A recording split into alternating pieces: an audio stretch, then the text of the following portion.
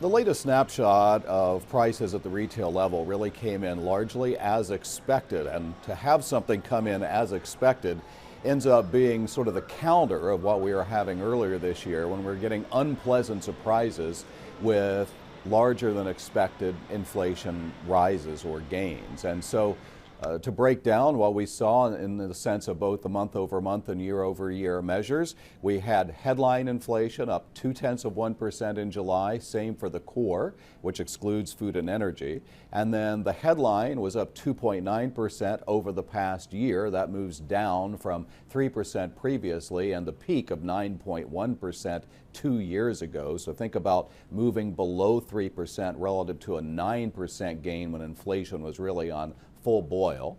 And then the core year over year change 3.2%, going down just a step.